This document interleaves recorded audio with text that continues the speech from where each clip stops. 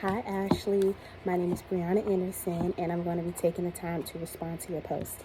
I want to say thank you for your post, and I loved reading your post. I felt like I connected while I was reading your post. So, thank you for that. I wanted to start off by saying that I agree that it is the primary responsibility basically to care for your family, like you said, because growing up, I watched my mom care for her mom until she passed, and my dad care for his granny until she passed. And to me, family is so important. I'm so family oriented, so I do understand when you talked about that. I know exactly where you're coming from with that. And I also loved how you touched on effective communication, because I feel like without communication, you don't have anything. And it's like if you don't communicate, you don't know what's going on, and you don't know how that person is feeling. So I do feel like effective communication is important, because we need to know how our elders are doing. How are they feeling? What do they need? What can we do to make their situation better? Also, I agree when you said the younger generation, we must take the time to be there, to show empathy, and to show our support. Because, for instance, at my church, we have a young adult group, and I do wish that we all could come together more to support our elders. Because the church that I'm in right now, they don't really do too a lot for them. So it's kind of like our elders are in the shadow.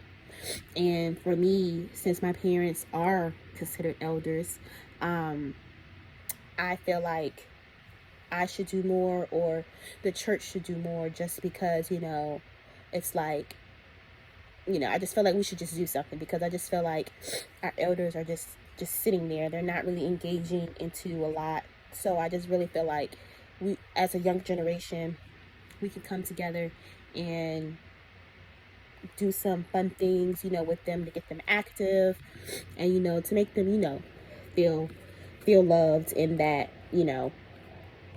they have that shoulder to lean on if something is bothering them. And also, I just feel like elders are so important. All elders, that's just because I feel like they paved the way for us today, just to do just to even just do things. So I just feel like elders are just so important, and I just feel like they just should not be overlooked as much as they are today. Also, each elder is different. Each elder was raised differently. So, I just feel like, going back to the young generation, I just feel like it's so important for us to get out into that community, and just to get feedback, just to get, like, what do you want to do? Do you have any suggestions? Like, just to get them active, because, I know it's not easy being, you know, an elder, because, like, I see it, as far as with my parents. So it's just, you know, us as a younger generation, I just feel like we can do more, and we should be doing more, just to help out.